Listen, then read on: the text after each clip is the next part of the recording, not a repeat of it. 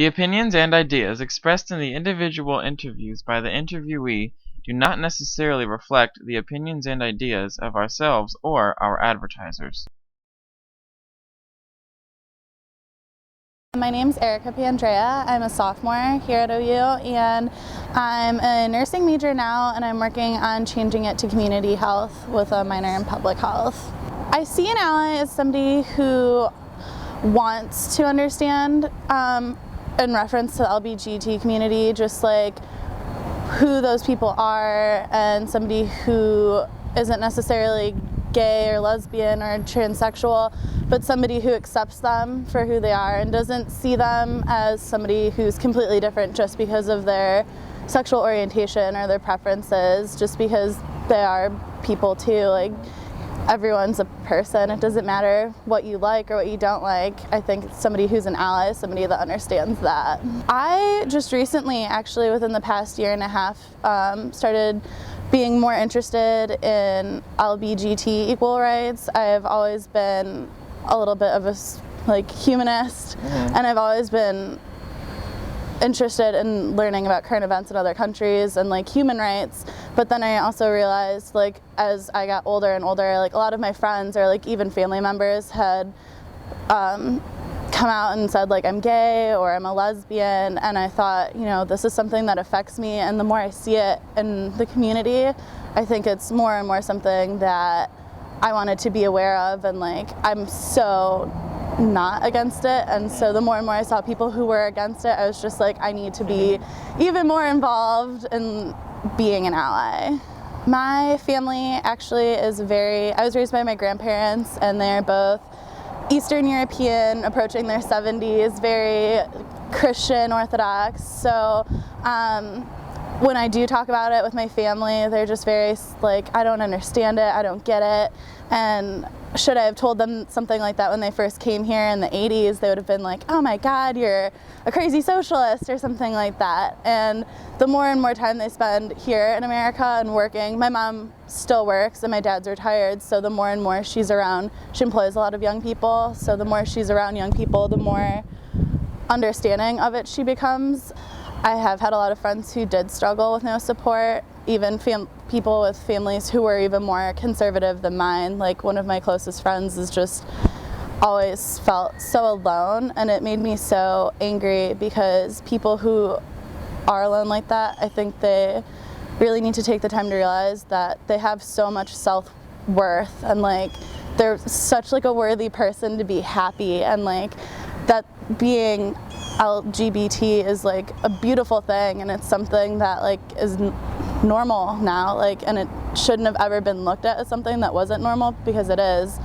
And I wish people who are struggling without any support would be able to, through some way, get the message that they are absolutely awesome people, and they should just embrace who they are, because it's just going to help them be so much happier. And I think that's something everyone deserves, and I think people who struggle without any support at least should know that they deserve to be happy, and that overcoming any fears or anything, or being upset is going to, being fearful is going to keep them from being happy, is what I was trying to say. I'm Krista Sikowskis. I am a first-year master's student in the College of Education, specializing in cultural studies. My freshman year at Ohio University, my friend Katie said, hey, there's this thing called, there's safe zone training, and I was like, what is that? And she explained that it's a place for people who are questioning their sexuality. They can go to someone who's certified in this training, and so you can just talk it out and help them find their way. And I was like, that sounds awesome, because I know everyone's been in those places where you feel challenged, so I'm like, hell yeah. So we did this workshop, and it talked a lot about what it means to be an ally, that even though you're straight, it doesn't mean that you can't identify with the gay culture, but more importantly, no matter what differences there are, you're there as a support and just openness. So before, I was really open to this idea that no matter how you live, and as long as you live authentically with an openness and sense of respect and compassion for other people, I propelled my parents' ideas in other people, aka I was a bully when I didn't mean to be. Exhibit A, I was in 9th grade, and I was on a playground with my friend Jake, and Jake looks at me and he goes, think it means to be bisexual, and like I just felt myself regurgitating what my parents thought it was. Like I remember my dad telling a story about how like if you're bisexual, it clearly just means that you're not satisfied with getting sex from one person, so you want it from both sides, and that it's a very aesthetic thing and you're just wanting attention. And so I could feel those words repeating themselves and coming out of my mouth to his, and like my pit of my stomach was just feeling so much guilt about it. And later I talked to him about it, like weeks later, and I said, and years, I still feel haunted by it, and I said, I'm really sorry that I didn't question what my parents said, and you said that, and I should have known that you were looking for someone to talk to about it, but instead of opening the issue up, I just slammed it down with what my parents said, and without even questioning it or thinking that there could be other options for what it could mean. And more importantly, it obviously had significance to him, and instead of hearing why he was opening that topic, I just regurgitated really hurtful words. So another example of me being a bully, I was in the 6th grade, and everyone was like, the first time I heard the word lesbian, they're like, there are 2 lesbians on the bus, and like they would just be sitting off to their side, and though like I didn't really know what that word meant, I could understand that it was a bad thing. And I went home and I was like, Mom, what's a lesbian? And she's like, we won't talk about that here. We don't know. I'm so sorry you had to hear that. And she just started crying, and she's like, I'm sorry you're exposed to that. And I was like, oh, I guess again it must be a bad thing. And then going to school, people are like, yeah, it's like when a girl, you know, like likes another girl, and those 2 girls on the bus like each other, and it's disgusting. And it's one of those things where I was like, I know those 2 people, it's obviously not disgusting. Not that I was friends with them, but I mean, you don't have to be friends with someone to understand what they're doing isn't wrong or hurtful. But anywho, they were on my bus, and every day at 3 p.m. we'd go on the bus together, and people would say harmful things. And I never said anything. I never stood up or said, hey guys, shut up, or like, let's open this up for dialogue. I just sat and looked out the window, and that sort of passive violence I think has really negative repercussions, because though it's really hard for me to be the person that stands up, just imagining what those girls were going through every day on the bus, whether they're gay or not doesn't matter. It's the fact that they had to endure that kind of bullying. And I can't imagine that for half an hour every weekday being on the bus, and I could have stopped that. So just know that we can, and I think it's times like that where you have to. I should have stepped in. We all should step in.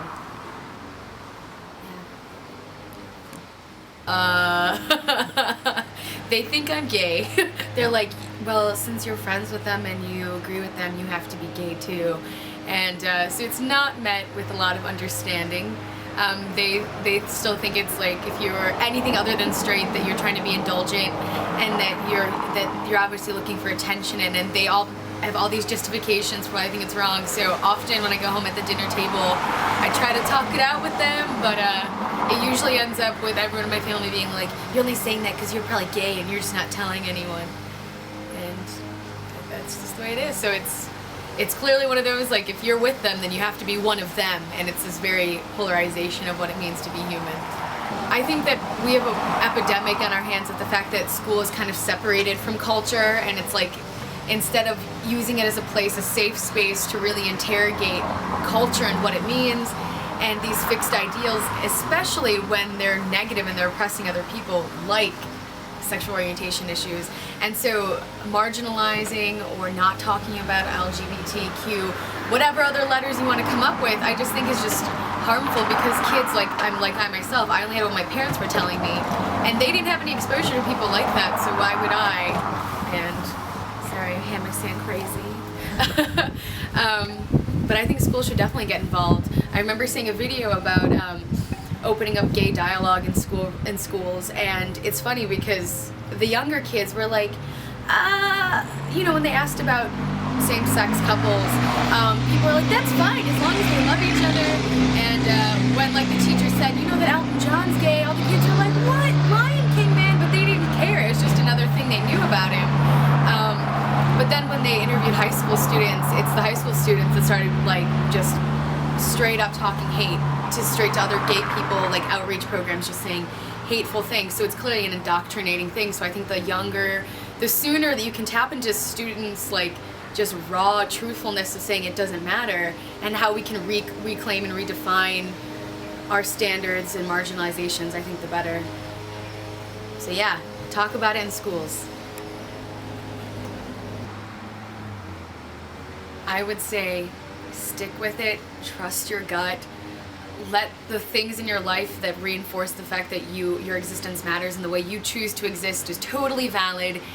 Rethink everything that someone else has ever told you that being gay or being questioning or being bisexual is a bad thing, because from all I can gather from it is there are no negative repercussions of it. So love yourself, trust yourself, empower yourself, and keep people around you that can do the same thing for you.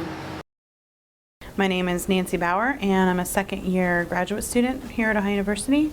I'm getting a master's in counseling, clinical mental health, and rehabilitation.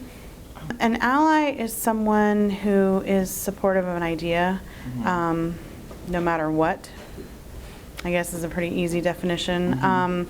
So if you're an ally of, the fairness of treatment of animals, it would be any animal, it would be anybody, it would be anything. So to be an ally is to really truly believe in an idea and support whatever it is. No, I don't feel like we have a long way to go. It's all about the perspective. I think about it because I do a lot with women and gender studies and women's rights and how far we've come from the 19th Amendment and the things that we've accomplished, and you think back to it, and no one had any rights except rich white guys, and then all of a sudden women had rights, and then people of color had rights, and then, it's just a progression that I think, I'm hoping 20 years from now we look back and go, wow, it was a point where nobody had rights that was gay, So I really think that it's getting better in my eyes. Now, of course, I'm not a main member of the community, but I see, even 10 years ago, I don't think my friends were as comfortable here, walking around and holding hands and being out as they are now. Now I think people tend to not really think about it as the first thing, which is really what we want. For the past 10 years since I've been teaching public school, I've kind of felt like I've been in the closet because I haven't been able to be an ally and be a public school teacher. All the schools that I taught in didn't have GSAs or gay straight alliances. So one of my goals now is to, with this doctoral program and as a counselor, I want to go into the public schools without having to work for them now, so I don't have those restrictions and all that red tape. I want to get in there because Athens doesn't have a GSA, Federal Hocking, Alexander. As far as I know, none of the schools in Licking County or in Athens County have gay straight alliances that are going really strong, if any. I don't want the children that are coming up through high school to have to hide anymore, so I want this to happen. We need to be a good model for the rest of Ohio too. So with the degrees that I'm pursuing and the counseling I'm doing now, I specifically didn't pursue school counseling because I don't want to be stuck in a position where I'm paid by the schools anymore. I want to be able to go in, and as a teacher for 10 years, I have the training on working with students. I just need to have them accept me and come up with a really good curriculum, which GLSEN has a really good curriculum to come in and teach, how to start a GSA and how to be LGBT supportive in public school.